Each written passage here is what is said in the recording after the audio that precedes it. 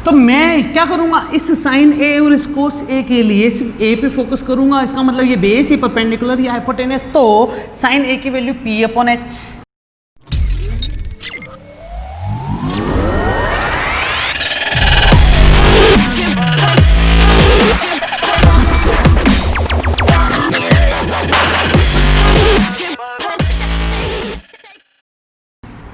कोस A की value B upon H.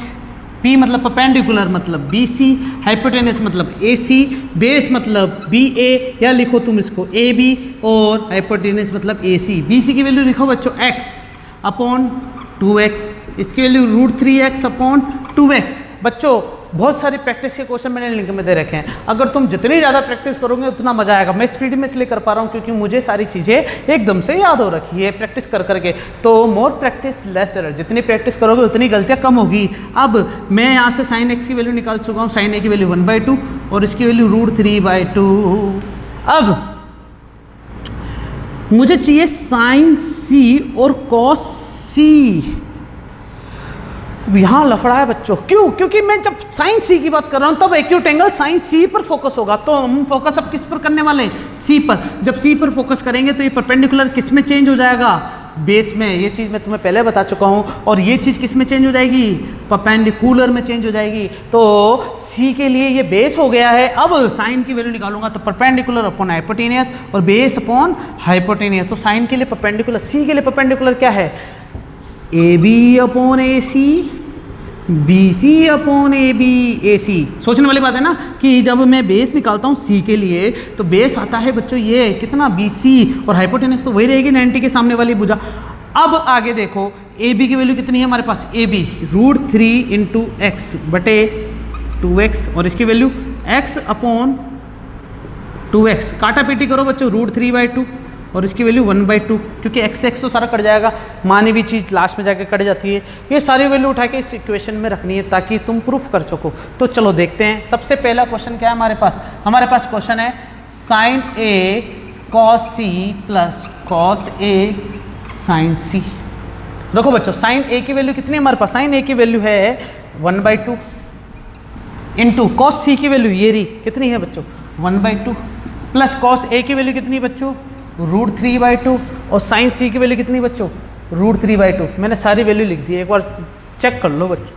थोड़ा सा टाइम देता हूँ मैं तुम्हें। क्या वैल्यू सही है क्या सारी? हाँ ठीक है।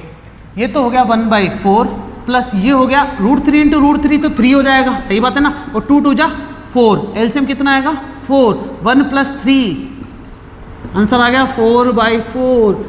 एलसीएम जब सेम हो तो ऊपर वाले को डायरेक्ट जोड़ दो। आंसर कितना आया बच्चों? 1। मतलब इस पूरे की वैल्यू कितनी मिली है? 1। और अब मुझे किसकी वैल्यू चाहिए? इसकी। तो क्या करोगे बच्चों? Cos A cos C minus sign A sign सी। तो बच्चों कॉस ए की वैल्यू रखते जाओ बच्चों, कितना है? √3/2। कॉस सी की वैल्यू रखो बच्चों 1/2 माइनस साइन ए की वैल्यू रखो बच्चों 1/2 इंटू साइन सी की वैल्यू रखो बच्चों √3/2। बच्चों ये चीज़ दोनों सेम है, देख लो ज़रा। तो तुम चाहो तो इसको और फर्दर कैलकुलेट कर लो ऐसे, फिर काट दो, नहीं तो पहले भी कट चुका था ये। आंसर कितना है बच्चों? 0। तो हमें इसका आंसर मिल चुका है। क्वेश्चन स्टार्ट यहाँ से हुआ है, ख़त्म वहाँ पे हुआ है। वीडियो पॉज करके उतारो बच्चों। तुम्हारे मन में सिर्फ डाउट एक ही चीज़ का आया होगा, वो है सी और ए के लिए। तो इसके लिए अपन और क्वेश्चन ट्राई कर सकते हैं। पता है क्यों? जब भी एक क्वेश्चन में ऐसे प्रकार के क्वेश्चन आ जाते हैं जिसमें साइन है, कॉस है, sine C, A B C D ऐसे पूछा जाता है ना, तब तुम्हें आधार या फिर बेस दोनों एंगल के हिसाब से इंटरचेंज करना पड़ेगा। लगातार देखना पड़ेगा कि कौन से एक्यूट एंगल को तुम ले रहे हो, कंसिडर कर रहे हो। अगर ए को ले रहे हो तो ए के हिसाब से बेस मानोगे, और सी को ले रहे हो तो सी के हिसाब से बेस मानोगे।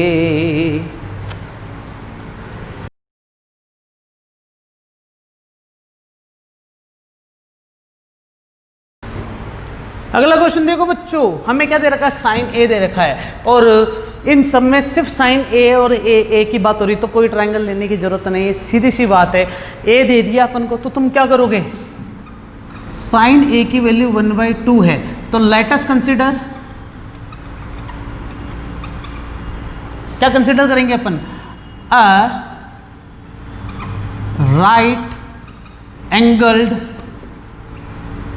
ट्राइंगल ABC, और वही राइट एंगल ट्राइंगल बनाओगे, बनाना बहुत जरूरी है। क्या करोगे तुम, इधर A मान लो, इधर B मान लो, इधर C मान लो, क्योंकि A की वैल्यू दे रखी है। बच्चों एक चीज़ याद रखना, sine A, sine B, sine C, sine theta, sine alpha, sine beta, कुछ भी आ जाए, ये वो एंगल्स होते हैं जो कि एक्यूट होते हैं।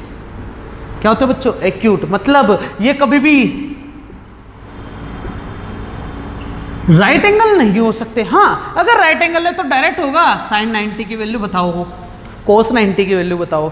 अगर ये सब 90 होते हैं तो इतनी बड़ी रामायण ही नहीं बनती। इसलिए कंडीशन अप्लाई है कि जितने भी ये एंगल्स दे रखे होते हैं ये कभी भी राइट एंगल की पोजीशन पर नहीं जाएंगे, ये हमेशा कहाँ पर होंगे बच्चों, एक्यूट एंगल की पोजीशन पर होंगे। मैं ए को यहाँ रख सकता था लेकिन राइट एंगल पे कभी नहीं रखूंगा। दिमाग में बिठा के रख लेना बच्चों। ये 5 रुपए का नोट, एक काम करो, ये 10 रुपए का है ना, इस नोट को भी डाल के रखना।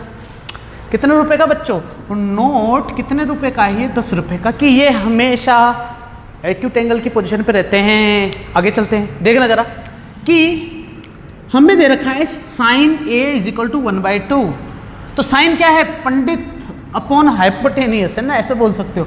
तो साइन A = P/H। अब सोचने वाली बात है, A के लिए ये हो जाएगा बेस, और ये हो जाएगा परपेंडिकुलर, और ये क्या हो जाएगा बच्चों, हाइपोटेनियस।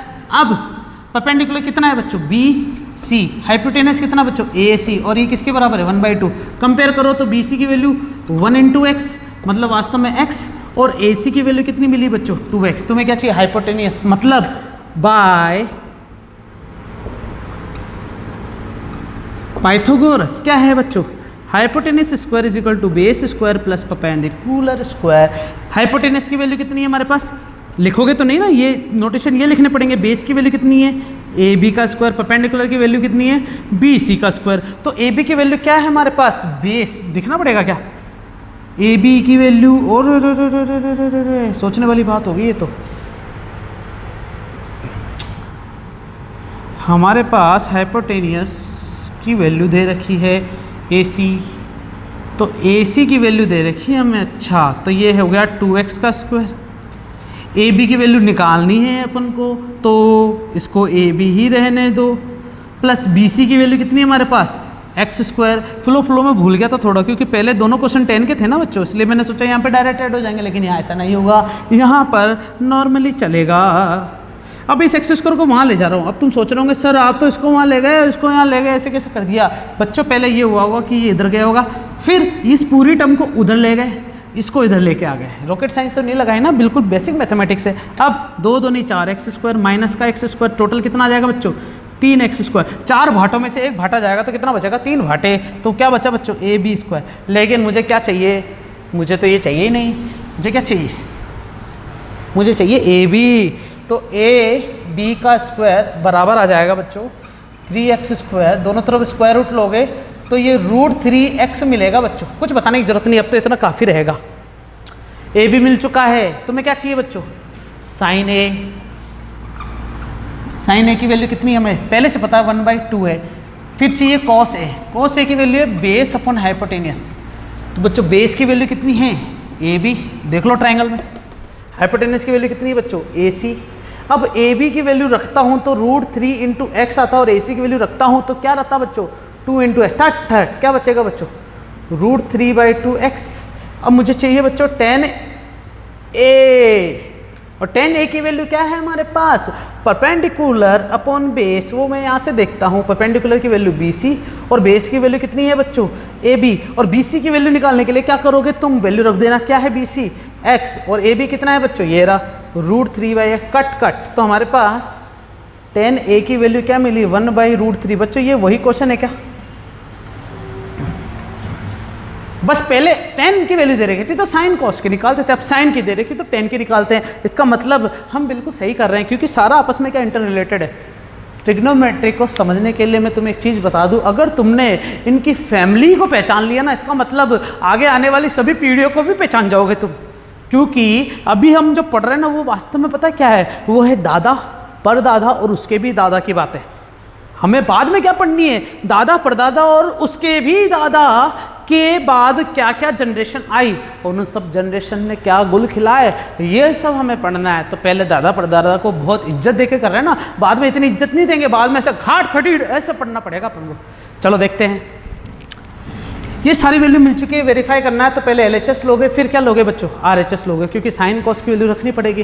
तो वीडियो पॉज करके बच्चों इतना तो उतार ही लो, और चाहो तो मत उतारो क्योंकि तुम्हें आ चुका है, तुम होमवर्क कर लेना अपने आप।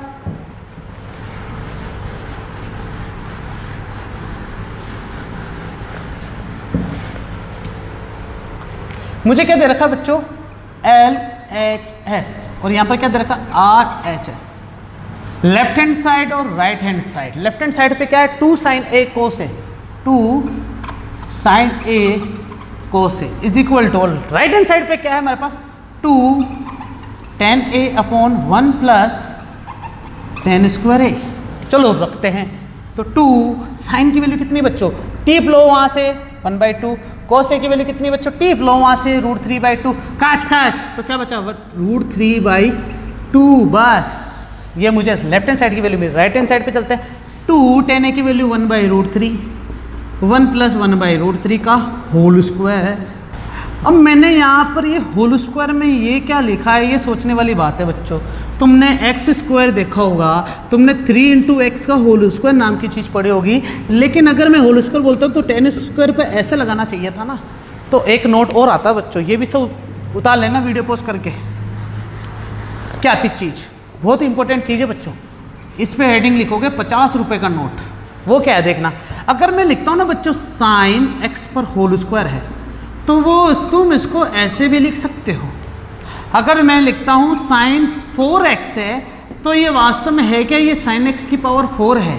अगर तुम इसको sin x plus cos x का होल स्क्वायर करते हो, तो यहाँ पर तुम sin x का स्क्वायर प्लस cos x का square plus 2 sin x cos x ये लिख सकते हो। और तुम चाहो तो इसको और अच्छे से लिख दो ऐसे, ये नई चीज़ पढ़ता पड़ी अपन को कि स्क्वायर ऐसे भी लिख सकते हैं, ऐसे भी लिख सकते हैं। लेकिन एक चीज़ बहुत ही इंटरेस्टिंग है, क्या है इंटरेस्टिंग देखना जरा, एक चीज़ बहुत ही इंटरेस्टिंग है, वो ये है कि अगर मैंने sin x की पावर -1 लिख दिया है पूरे पर, तो वास्तव में ये है 1/sin x।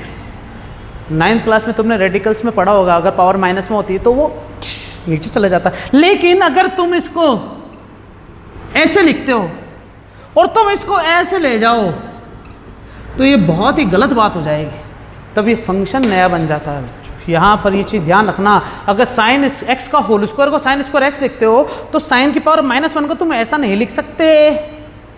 ये इंपॉर्टेंट बात थी है ना, तो ये 50 रुपये इसलिए बताया मैंने। और ये चीज़ तुम ज़्यादा अच्छे से कब पढ़ोगे, जब तुम 11th 12th में साइंस लोगे, जब तुम लोगे साइंस, तब की बात कर रहा हूँ, अभी की बात नहीं कर रहा हूँ। ठीक है बच्चों, देखो आगे देखो, ये मिटा रहा हूँ मैं, इसको सॉल्व करना अपन को। तो 2/√3 तो ऊपर हो गया, नीचे 1 + 1/3 हो जाएगा बच्चों, क्योंकि √3 का स्क्वायर तो 3 हो गया। एलसीएम लो, 2/√3 अपॉन 3 एकम 3 और 1 4 हो जाएंगे। अब 2/√3 इंटू 3/4। अब सोचने वाली बात है, ये मैंने क्या करा, ये 3 और 1 तो 4 हो गया, तो ऐसे लिखूंगा, लेकिन अपॉन के नीचे एक और अपॉन आ जाता तो वो ऊपर चला जाएगा। यहाँ पर एक थ्योरम लगाइए या प्रॉपर्टी लगाइए, मुझे समझ में नहीं आया, तुम्हें आया नहीं आया, मुझे ये भी नहीं पता। ये चीज़ जो मैं लिख रहा हूँ ना, ये यही है, A/B अपॉन में C/D आ जाए तो ये ऊपर जा सकता है उल्टा होके, सॉरी गलत लिख दिया मैंने, D/C होके उल्टा हो जाएगा। समझ में आ गई चीज़, यहाँ पर भी मैंने यही करा है। अब काटा ट्र ट्र, तो क्या बचा, 2 ट्र ट्र, ये बचा आंसर। अब तुम सोच रहे होंगे कि ये जो चीज़ मैंने लिखी है इसको कैसे काट दिया। तो बच्चे ये जो 3 है ना, ये √3 इंटू √3 होता है, नहीं होता है, इसलिए एक √3 से √3 कट गया होगा। तो आंसर क्या मिला, √3/2। और इसका भी आंसर क्या मिला था बच्चों, √3/2। इसका मतलब left hand side right hand side के क्या है बच्चों, इक्वल है। क्वेश्चन क्या था, वेरीफाई। अब सुनना, अगर एग्जाम में ऐसा क्वेश्चन आता है वेरीफाई बनने वाला, तो तुम्हें इन दोनों में से किसी एक का आंसर पे तो श्योरिटी होनी ही चाहिए। एक पर तो तुम्हें लगना ही चाहिए कि हाँ बिल्कुल सही है, क्योंकि दूसरा बिल्कुल वैसे ही आने वाला है, क्योंकि वेरीफाई बोला है। प्रूफ दैट वाली चीज़ नहीं बोली है, वेरीफाई। वेरीफाई मतलब ये है ही, सही है। इसका मतलब एक चीज पर तो तुम्हें कंटेस्ट हो गया कि हाँ यार ये सही है, तो सेकंड वाला भी ऐसे ही आना चाहिए। अगर तुम कहीं अटक भी जाते हो तो तुम्हें पता है आंसर क्या लिखना है, लेकिन ऐसे नहीं तुम पागल बना कुछ लिखो ही नहीं, बोल रहे ये भी इसके जैसा आएगा, नहीं वेरीफाई तो करना पड़ेगा। उतारो बच्चों वीडियो पॉज करके पूरा। बच्चों ट्रिग्नोमेट्री लेक्चर को थोड़ा और अच्छा सा एडवांस बनाते हुए हम आज जो पढ़ने जा रहे हैं, पिछला जो भी पढ़ा है वो सारी चीज़ रिपीट तो होगी, लेकिन उस तरीके से नहीं जिस तरीके से अपन ने पढ़ा था, ऐसे घुमा फिरा के तब बड़ा बड़ा लिख के ऐसा कुछ नहीं करना है। करना क्या अपन को, आज क्या होने वाला है सर, आज जादू दिखाने वाले हैं क्या? सोचने वाली बात है बच्चों। जादू नहीं, इसको ये मान लो कि आज पिटारा खुलेगा, ट्रिग्नोमेट्री का वास्तविक पिटारा क्या है। तो शुरू हो जाओ बच्चों अपने पेन और नोटबुक निकाल के, क्योंकि आज हम और थोड़ा स्पीड में चलने वाले हैं। ठीक है बच्चों, स्टार्ट करते हैं।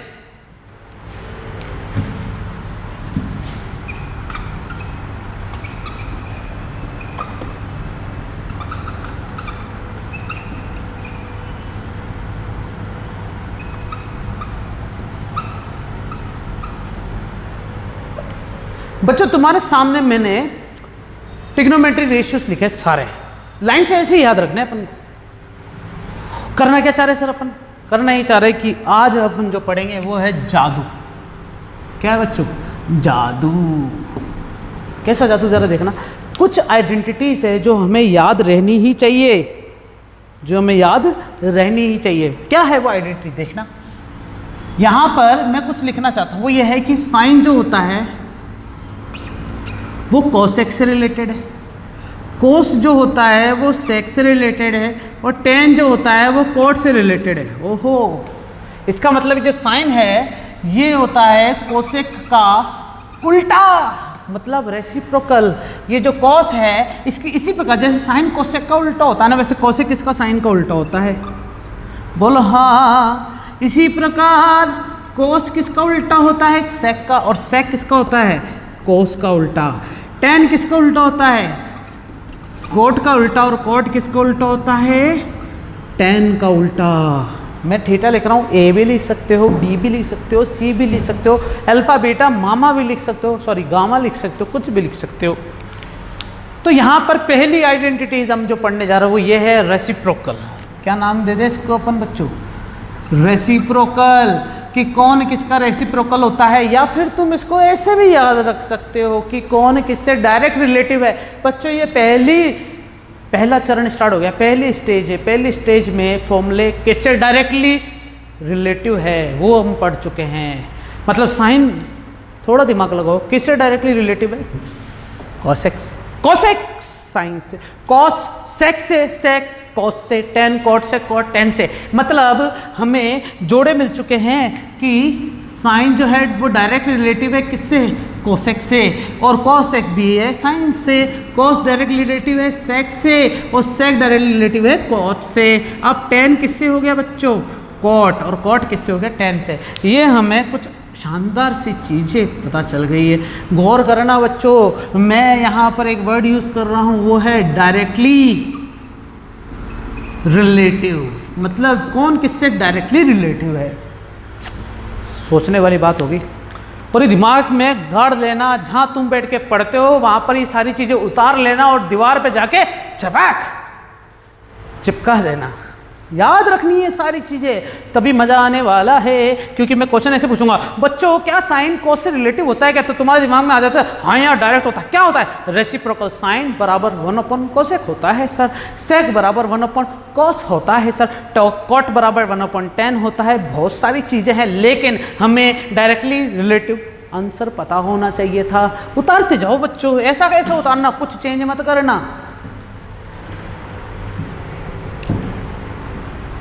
अब जो चीज मैं बता रहा हूं वो ये है कि जो ये टेन होता है वो क्या होता है, एक और रिलेशन से मिलकर बना है, वो है साइन और कोस से।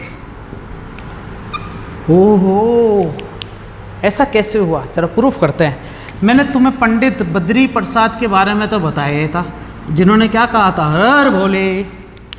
तो यहाँ से साइन की वैल्यू है P/H। देखो P/H, कॉस की वैल्यू है बी अपॉन एच, देखो बी अपॉन एच, एच से एच कट गया, क्या बचा पी अपॉन बी, और पी अपॉन बी किसके बराबर होता है बच्चों, टेन थीटा के, मतलब साइन अपन कॉस निकालता हूं तो क्या मिलता है 10, मैंने इसको पहले ही लिख दिया था। शाबाश सर शाबाश, और बच्चों तुम भी शाबाश, तुम्हें समझ में आ गया ना, इसलिए तो यहाँ पर मैं आइडेंटिटी एक को लिखता हूँ, टेन थीटा बराबर होता है sine theta upon cos theta. तो बच्चों कॉट किसके बराबर होगा, क्योंकि टेन कॉट से आपस में रिलेटिव है, कैसा एक दूसरे के ये सब उल्टे हैं, तो मैं इसको लिख देता हूँ cos theta upon sine theta. हाँ हाँ, ये ऊपर ये नीचे, हाँ हाँ समझ में आई क्या चीज। तो कितनी आइडेंटिटीज होगी, 6 तो ये हो गई है, 2 इनको जोड़ लो, मिल गए 8 आइडेंटिटीज। कितनी बच्चों, 8 आइडेंटिटीज। कितनी बच्चों, 8 आइडेंटिटीज। ये वो आइडेंटिटीज है जिनको मैं डायरेक्टली ये बोल सकता हूँ कि क्या साइन कोसेक से डायरेक्ट रिलेटिव है क्या, तो तुम बोलोगे हाँ। साइन का डायरेक्ट रिलेशन किससे है, तो तुम बोलोगे कोसेक, हाँ। मतलब अगर मैं ऐसा पूछूं कि क्या साइन और टेन के बीच में रिलेशन है क्या, तो तुम बोलोगे यस, लेकिन कॉस भी आ रहा है। तो बच्चों यहाँ पर एक चीज़ याद रखना कि ये जो साइन है और ये जो कॉस है, ये वो है जो सबसे रिलेटिव होते हैं किसी भी रूप में। जैसे टेन का साइन कॉस से रिलेशन मिल गया, कोट का भी मिल गया, और सेक का तो वैसे ही था और कोसेक का भी था। क्या इसका मतलब टेन कोट सेक और कोसेक के अंदर साइन और कॉस तो आते ही हैं। तो ये दोनों के दोनों बच्चे हैं इस फैमिली के, जो कि सबके दुलारे हैं, सब इनको प्यार भी करते हैं, इसलिए इनका रिलेशन सबके साथ एकदम बराबर है। समझ में नहीं आ रहा क्या? अरे आएगा, क्यों नहीं आएगा, समझना पड़ेगा। ये सारी कहानी दिमाग में बैठानी पड़ेगी कि साइन और कोस हमारे लिए रामबाण हथियार है। एंड वक्त पर आकर अपन इन दोनों को ही यूज़ करेंगे। मतलब जब भी कोई क्वेश्चन करने के वहाँ सिर्फ कुछ भी भूल जाओ तुम, एक चीज़ हमेशा ध्यान रखना, साइन और कोस तुम्हारा साथ कभी नहीं छोड़ेंगे। सब छोड़ के चले जाएंगे, धोखा मिलेगा, झगड़े होंगे, दोस्त भी बात नहीं करेंगे। लेकिन ये जो साइन और कॉस है, ये तुम्हें ट्रिग्नोमेट्री में आंसर देंगे। शर्त लगा लो बच्चों। आगे चलें, वीडियो पॉज करके उतारो जल्दी से।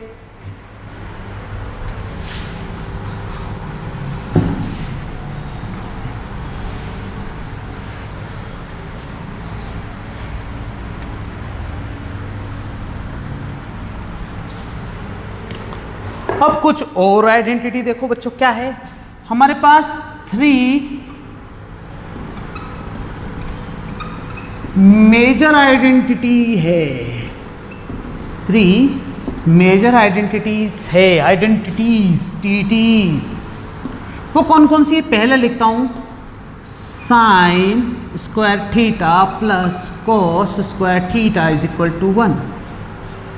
थोड़ा अच्छे से लिखो इसको, मैं ये लिख देता हूँ ना, sine square theta plus cos square theta is equal to 1। फिर 1 plus tan square theta is equal to sec square theta. फिर 1 plus cot square theta is equal to cosec square theta. ये 3 बहुत ही खतरनाक आइडेंटिटीज़ है बच्चों। इन तीनों में बहुत कुछ छुपा हुआ भी है, निकालते हैं। चलो जैसे देखना, एक एग्जाम्पल देखना बच्चों। मैं लिखता हूँ सुरेश, मैं लिखता हूँ रमेश। मान लो ये चाचा है, भतीजा है। सुरेश चाचा है रमेश का, रमेश चाचा है, रमेश भतीजा है चाचा का। ऐसे बोल सकते ना कि रमेश भतीजा है सुरेश का और सुरेश चाचा है किसका, रमेश का। तो ये दोनों के बीच में रिलेशन तो एक ही है, रिलेशन तो क्या है, एक ही है, लेकिन जिस नज़रिए से देखते हो वो रिलेशन 2 बन जाते हैं। वैसे यहाँ पर भी साइन कोस और 1 को देखे ना तो 3 रिलेशन बनेंगे। कैसे कैसे जरा देखना। अगर मैं केवल साइन पर खड़ा हूँ तो कोस को वहाँ फेंक दूंगा, तो कोस को वहाँ फेंको बच्चों, क्या आएगा, sine square theta is equal to 1 minus cos वहाँ जाएगा तो क्या हो जाएगा बच्चों, कोस स्क्वायर थीटा। तो क्या बचेगा बच्चों, sine square theta is equal to 1 minus cos square theta. ये स्क्वायर वहाँ जाके रूट हो जाएगा, चलेगा क्या, स्क्वायर वहाँ जाके रूट। अच्छा ये तो मैंने कोसाइन की बात करी, अगर मैं सिर्फ कोस को यही छोड़ देता वो साइन को वहाँ ले जाता तो क्या बनता, 1 माइनस साइन स्क्वायर थीटा। इसका मतलब कोस थीटा की वैल्यू क्या मिली है बच्चों, 1 माइनस साइन स्क्वायर थीटा का रूट। ओहो, सोचने वाली बात होगी बच्चों क्या कि हमें कुछ नया नया सा लग रहा है सर, आपके इस लेक्चर में कुछ नया नया सा प्रतीत हो रहा है हमें। क्या हो रहा है वो नया नया कि एक फॉर्मूले से हमने 3 अलग अलग फॉर्मूले बना लिए। पहला फॉर्मूला ये बताता है कि साइन और कोस का होल स्क्वायर ऐड, साइन और कोस के स्क्वायर टर्म को ऐड कर दिया जाए तो वो 1 देगा। बच्चों ये फॉर्मूला तुम्हारे लिए पहला होगा, लेकिन याद रखना ये जैसे जैसे तुम आगे बढ़ते जाते हो ना, ये चीज़ तुम्हें कॉमन लगने लगेगी। साइन स्क्वायर कोस स्क्वायर तो 1 होता है, तो अभी से मान लो ना कि 1 होता है। कैसे 1 होता है, प्रूफ करके दिखाऊं क्या? देखो जरा यहाँ पर ये रहा, मैं क्या करूँगा, इस साइन की वैल्यू के लिए पंडित बद्री प्रसाद हर बोले को ध्यान में रखूँगा। जब ध्यान रखूँगा तो क्या होगा बच्चों, साइन के लिए p/h का होल स्क्वायर प्लस b/h का होल स्क्वायर, मतलब p²/h² प्लस b²/h², मतलब h² एलसीएम तो क्या बचेगा, p² प्लस b²। और पंडित बद्री प्रसाद सॉरी पाइथागोरस बाबा ने क्या बोला था, p² plus b², perpendicular square plus base square बराबर हाइपोटेनस मिलता है कि नहीं मिलता। नीचे हाइपोटेनस काट देगा बच्चेगा क्या, बच्चों समझ में आ गया क्या? ये भी प्रूफ कर सकता हूँ, ये भी प्रूफ कर सकता हूँ, लेकिन इन सब कंक्लूजन से मिल गया कि 3 अलग अलग एंटिटीज मिल गई। 6, 2, 8 पहले मिल चुकी थी, 3 और मिल गई है। तो पहले 6 से तो ये पता चला था कि कौन किससे डायरेक्ट रिलेटिव है। मतलब अगर मुझे साइन दे दे तो मैं कोसेक निकाल सकता हूँ। जैसे देखना जरा, मैंने बोला साइन थीटा की वैल्यू 1/2 है, तो कोसेक की वैल्यू कितनी होगी बच्चों, 1/sin, 1/sin, 1/sin मतलब साइन का उल्टा, तो 1/2 का उल्टा हो जाएगा 2/1। तो कोसेक की वैल्यू कितनी मिलेगी, 2। अगर मैं बोलूँ tan की वैल्यू है 1/√3 और मेरे को बता दिया गया है कि तुम कोट की वैल्यू निकालो, तो कोट थीटा की वैल्यू मिलेगी √3, जैसे इसका उल्टा। तो यहाँ पर आइडेंटिटी काम आएगी डायरेक्ट। मैंने तुम्हें बता दिया बच्चों, इंटरेस्टिंग क्यों है, क्योंकि पहले तुम घुमा फिरा के बहुत सारे रिमेनिंग ट्रिग्नोमेट्रिक रेशियो निकाल रहे थे। यहाँ ऐसा कुछ नहीं करना है। पुराने लेक्चर अगर अच्छे से पढ़े हैं तो वहाँ तुम्हें पता चल गया होगा, बहुत सारी मेहनत करी थी। यहाँ मेहनत नहीं करनी है, यहाँ मैं तुम्हें इनके घर बार के बारे में बता रहा हूँ, राज खोल रहा हूँ इन सब के। ये सभी राज अगर खोल दिए तो भैया ये जो तुम्हें घुमा रहे थे ना इधर से उधर, इस काउंटर से उस काउंटर, बैंक में जाते जैसे SBI के, वहाँ क्या होता है वही चीज़ यहाँ पर भी हो सकती थी। लेकिन हम पढ़ रहे हैं इनके घर घर की कहानी। तो यहाँ से मुझे डायरेक्ट पता चला, इधर से भी पता चला, लेकिन इन आइडेंटिटी से मुझे क्या सीखने को मिल रहा है। अब सोचने वाली बात तो ये, तो मैं तुम्हें बता दूं, ये वाली आइडेंटिटी तो चलो यूनिवर्सल हो गई, लेकिन इसको गौर करो, इससे एक चीज़ पता चलती है। अगर तुम्हें कोस मिल जाए, जैसे कोस की वैल्यू मिली है 1/2, तो तुम क्या करोगे, इस कोस को उठा के यहाँ रखोगे, क्या करोगे, sine theta is equal to under root में 1 minus cos square theta is equal to under root में 1 माइनस 1/2 का स्क्वायर, मतलब 1/1/4, एलसीएम आएगा 4 माइनस 1/4, मतलब √3/2, क्योंकि 4 का स्क्वायर रूट 2 हो जाएगा, 4 माइनस 1 3, √3 रह जाएगा। तो मतलब साइन थीटा की वैल्यू √3/2 एकदम परफेक्ट मिली है। मतलब कुल मिला के ये मैंने बहुत स्पीड में बताया होगा, लेकिन मुझे ये नहीं बताना था, मुझे सिर्फ क्या बताना था कि तुम्हें अगर कॉस देते तो तुम साइन कैसे निकाल सकते हो डायरेक्ट। सुनना, कॉसेक दे देता तो यहाँ रख देता तो साइन मिल जाता। अब साइन सिर्फ कॉसेक से रिलेटिव है क्या, ऐसा नहीं है। साइन निकालने के लिए क्या कॉस के पास भी अप्रूवल मिल गया क्या कि कॉस भी साइन दे सकता है, लेकिन उल्टा साइन भी तो कॉस दे सकता है। दोनों के लिए फॉर्मूले हैं। जब कॉस देते तो साइन कैसे निकालेंगे, और साइन देते तो कॉस कैसे निकालेंगे। बच्चों ये भी 5 रुपए का नोट, या तुम्हारे पास पैसे थोड़े ज़्यादा है तो 20 रुपए का नोट डाल लेना। पहले वालों के लिए लिखना कि ये डायरेक्ट रिलेटिव तो है, लेकिन रेसिप्रोकल फॉर्म में। ये वाला इंपॉर्टेंट इसलिए क्योंकि tan का और cot का cos साइन में। इस वाले के लिए खास कर ये लिखना कि साइन दे रखा तो cos ऐसे निकालेंगे, और cos दे रखा है तो साइन निकालेंगे। ऐसे कैसे निकालेंगे बच्चों, ये एग्जांपल लिख लेना। तुम चाहो तो ऐसे लिख दो, साइन थीटा गिवन है, we can find cos theta, और cos थीटा गिवन है तो साइन थीटा निकाल सकते हैं। बच्चों ओलंपियाड में घुस चुके हैं अपन, डायरेक्ट ट्रिक्स से सवाल कर सकते हैं अपन। उतरते जाओ। सर इतना सारा आपने बता दिया है, अब इस पर चल लो आगे, क्या कहता है ये।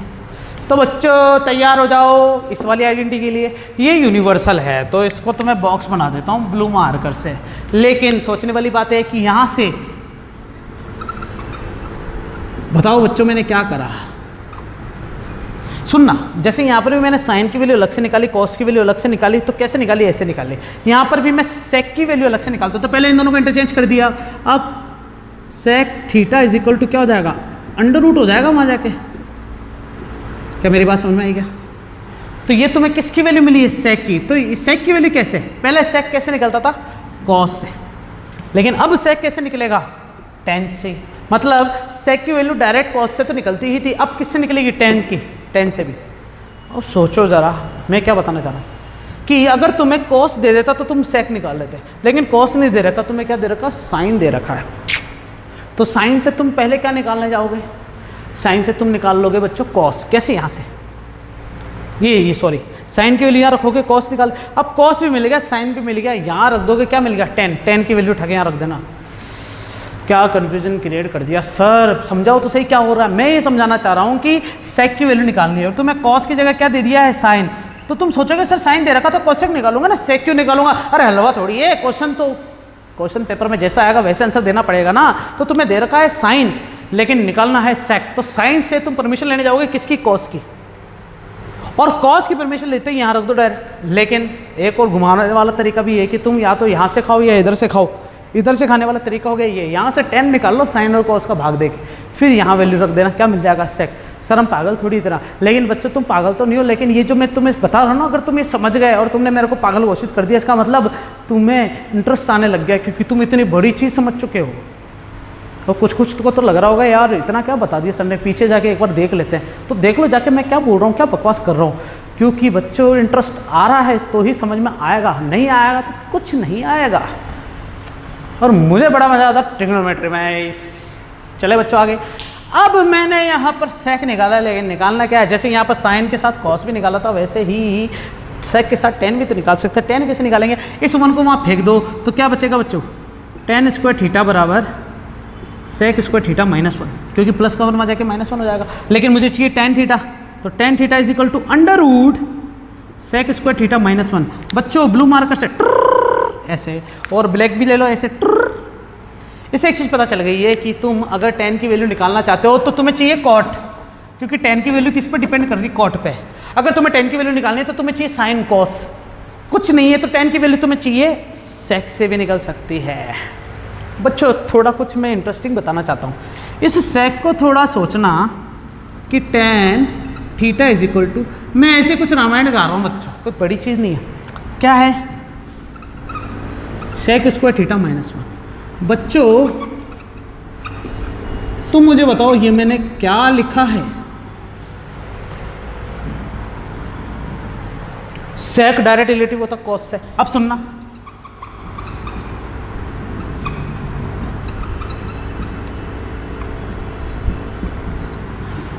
मैंने एलसीएम ले लिया है,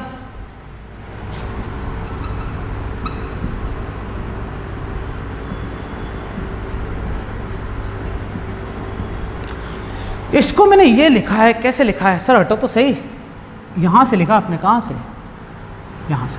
वन माइनस कोस स्क्वायर का रूट साइन स्क्वायर, ये सही ना, ये लिख दिया मैंने, वन माइनस कोस स्क्वायर मतलब साइन स्क्वायर। ये भी स्क्वायर है, ये भी स्क्वायर, कट कुटा के क्या बचेगा बच्चों, साइन थीटा अपन कोस थीटा। बच्चों यहाँ पर मैंने टेन थीटा की वैल्यू साइन अपन कोस होती है प्रूफ कर दिया है एक और तरीके से, लेकिन मैंने तुम्हें पहले बता दिया तो प्रूफ करने की जरूरत ही नहीं थी। लेकिन क्या ये फॉर्मूला सही है क्या, मतलब कुल मिला के तुम जा रहे थे लुधियाना, लेकिन पंजाब से तो टक्कर करनी पड़ेगी।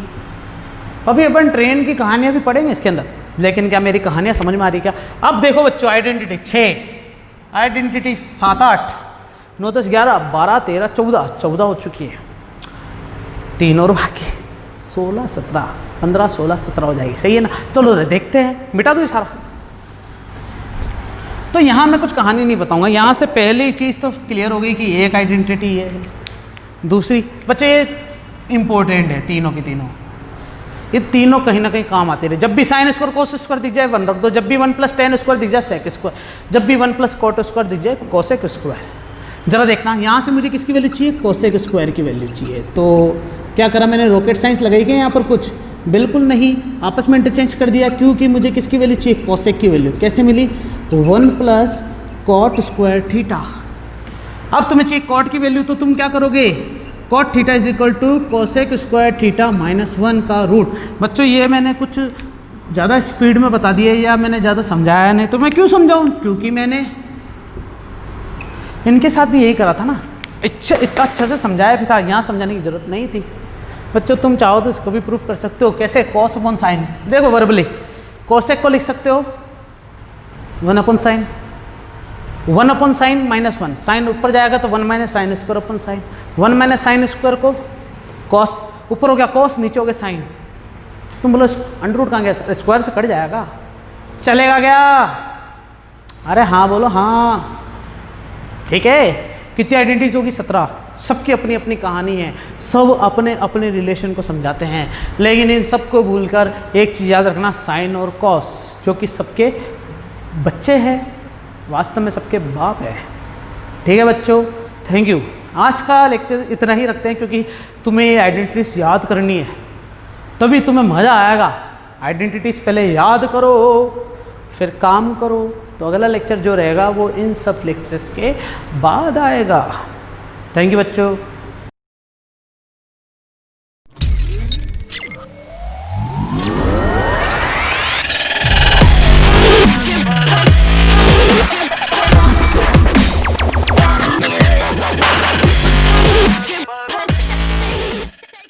तो सब्सक्राइब करें हमारे चैनल ब्रेन ट्रेन को और बेल आइकन दबाइए लेटेस्ट अपडेट के लिए। वीडियो को लाइक कीजिए, शेयर कीजिए अपने दोस्तों के साथ।